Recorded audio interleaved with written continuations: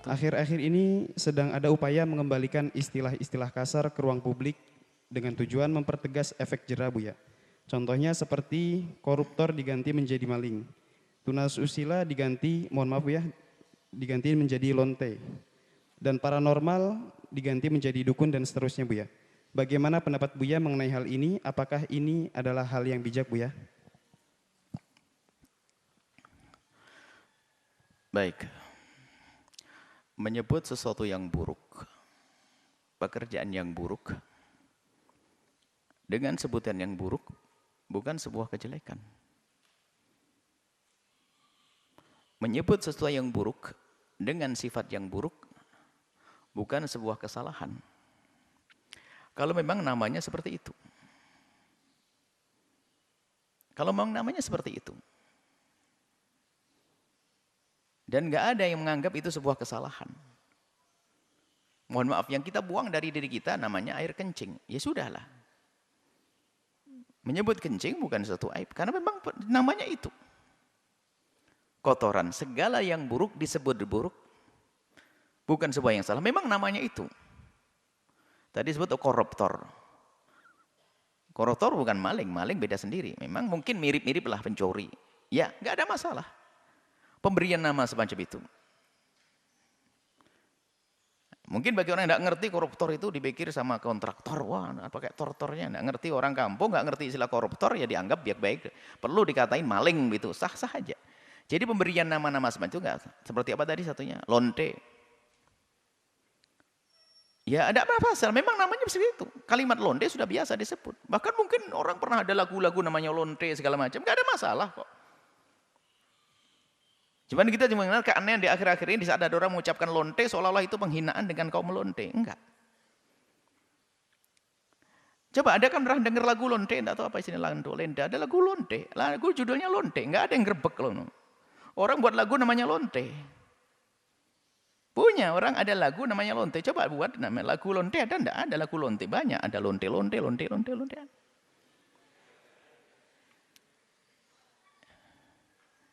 Memang namanya itu. Sesaat disebut pelacur, PSK, dan yang lainnya. Itu bang nama. Jadi memberi nama dengan nama yang sesuatu yang tidak baik, dengan nama yang tidak baik, itu memang semestinya pakai seperti itu. Riba itu sudah kembali riba, gak usah pakai kalimat yang indah. Bunga atau si cantik yang gak berguna, tambahan bahaya. Bunga, ya enggak, riba sudah. Enggak ada masalah sebetulnya. Nah, yang jadi masalah apa sih? Ini kita lihat di dalam masyarakat. Yang jadi masalah adalah kalimat-kalimat itu jika digunakan tidak pada tempatnya. Misalnya dalam rangka menghinakan. Itu baru jadi salah. Menghinakan.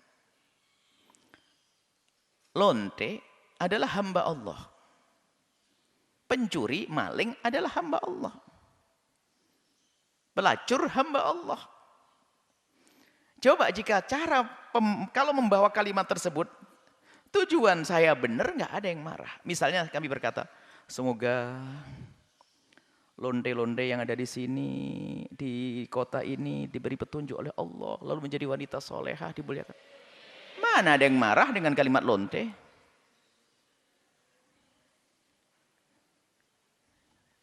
Tahu panci? Biarpun itu panci, kalau orang meletakkan kalimatnya kan dasar kau panci, marah orang. Panci ada apanya sih, panci kok. Jadi sebetulnya permasalahan siapa yang mengungkapkan dan siapa yang memahaminya. Jika ada seorang ustadz menjelaskan tentang jeleknya lonte, bukan berarti menunjuk si fulan itu fulanah itu jelek, menyebutkan ini kerjaan gak baik zina. Ya wajar ustadz menyebutkan, tolong jangan sampai naudzubillah, lonte adalah orang lonte. Bukan merendahkan ini, menjelaskan. Tapi kalau ada perempuan misalnya, dia melakukan, kalau kita menunjuk orang lain, yang tidak boleh adalah membawa kalimat tersebut dalam irama merendahkan manusia, orang per orang yang bisa jadi dia sudah tobat. Dasar kau lonte, nggak boleh. Bisa saja lonte hari yang lalu. Tapi hari ini bisa tobat, selesai. Nah kita ini kadang seperti itu. Menganggap kalimat ini semuanya selalu gak boleh. Sehingga saya harus menghindari dari kalimat pelacur. Saya kasihan dengan pelacur. Saya harus menghindari kalimat lonte. Memang kenapa kalau dihindari?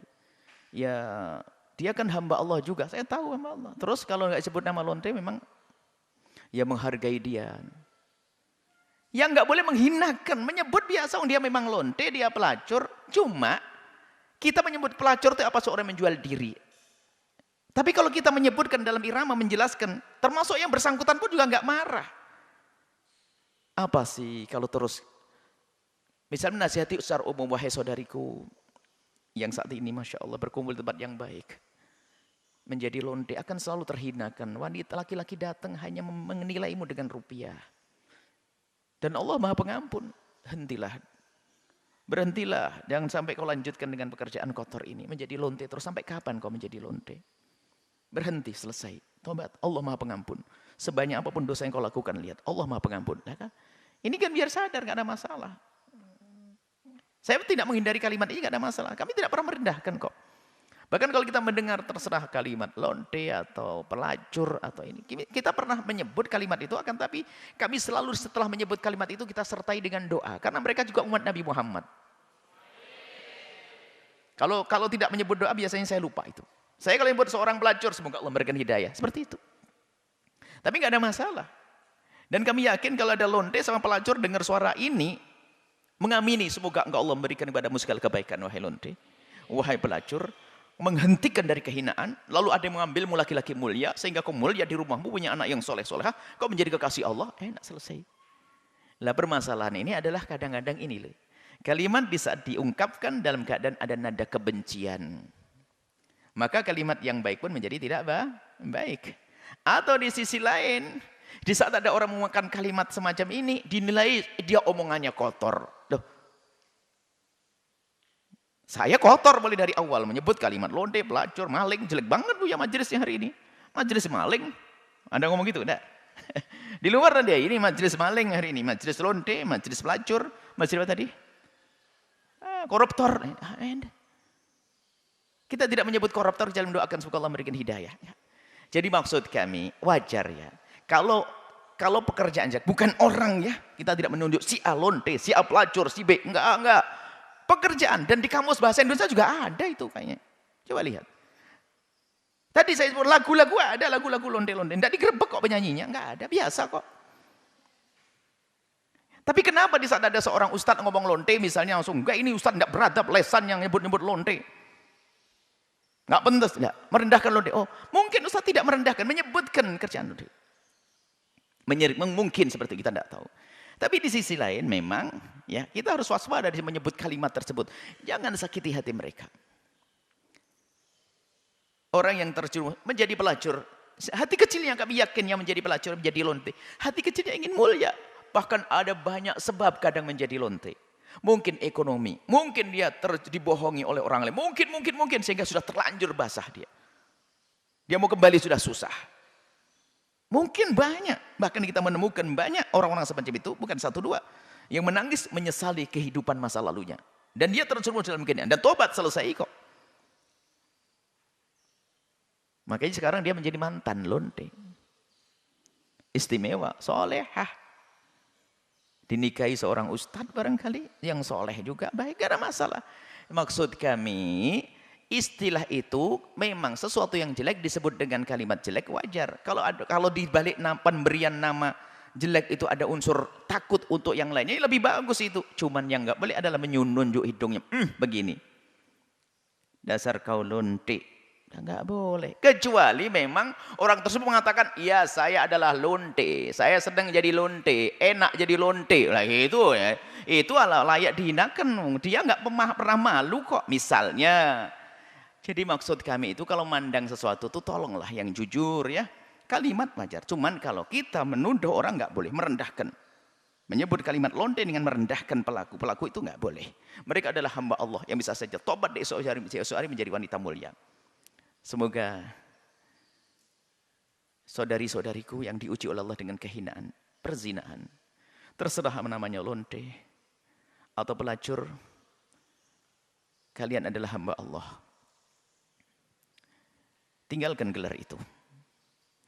Jangan sematkan dalam dirimu dengan pekerjaanmu. Tinggalkan mulai detik ini juga, maka gelar lonte dan pelacur tidak ada pada kamu. Adanya bekas mantan pelacur. Dan engkau menjadi wanita mulia, dimuliakan oleh Allah. Lihat, at-taibu minadz dzambi kaman la dzambalah. Orang bertobat dari dosa seperti orang yang tidak pernah berdosa. Jangan membenci orang yang menasihatimu. Jangan membenci orang yang menyebut pekerjaanmu adalah jelek di masa lalumu. Karena di saat ada seorang alim atau ustadz menyebut pekerjaan itu jelek, maksudnya mengingatkan kamu agar kamu tidak berada di tempat itu. Jangan kau benci dia. Semoga Allah memberikan hidayah kepadamu. Wahai adik-adikku semuanya, putri-putri yang diuji dengan kehinaan zina, semoga Allah mengampuni dosamu, muliakan kamu. Ini risalah khusus untuk para lonte, pelacur, dan yang lainnya. Nuhibbukum fillah, kami cintai kalian semua karena Allah. Kerinduan kami adalah siapapun akan diampuni oleh Allah. Dosa macam-macam. Ada dosa melacur, ada dosa makan riba, ada dosa berjudi, ada dosa membunuh. Ada dosa macam-macam. Tapi ketahuilah, banyak orang bertobat dari membunuh juga ada, bertobat dari riba banyak, bertobat dari judi banyak, bertobat dari pelacur juga ada, termasuk Anda. Anda lonte pelacur dan dengar suara kami, lalu Anda Anda ingin kembali, tutup aib itu, hijrah, pindah ke kampung yang lain sampai tidak ada yang tahu kalau Anda adalah mantan londe. Selesai. Anda tidak marah kan waktu saya nyebut Anda londe dan pelacur? Karena saya mendoakan Anda. Ini.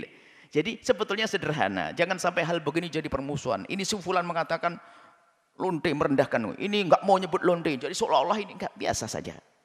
Wajar saja, enggak ada masalah. Semuanya adalah dikembalikan pada niat di saat mengucapkannya. Semoga Allah mengampuni semuanya. Dan tidak ada yang mendengar suara ini dari orang-orang yang tadi disebut dengan gelar kehinaan, maling, koruptor, kemudian sama dengan dukun yang kita sebut tadi, pelacur, lonte, tidak ada mendengar suara ini kecuali semoga Allah memberikan hidayah setelah itu. Sejelek-jeleknya lonte, sejelek-jeleknya koruptor, tidak lebih jelek, tidak melebihi daripada jeleknya Sayyidina Umar bin Khattab sebelum masuk Islam. Waktu Sayyidina Umar sebelum masuk Islam kafir. Waktu sebelum Sayyidina Umar masuk Islam kafir dan memusuhi Nabi, ingin bunuh Nabi. Sejahat-jahatnya manusia. Tapi setelah mendapatkan hidayah menjadi orang yang paling dekat dengan Rasul, maka siapapun Anda, koruptor besar, pelacur besar, semuanya ayo kembali kepada Allah. Menjadilah Anda orang mulia seperti Sayyidina Umar bin Khattab, dari kehinaan menjadi mulia. Wallahu a'lam bishawab.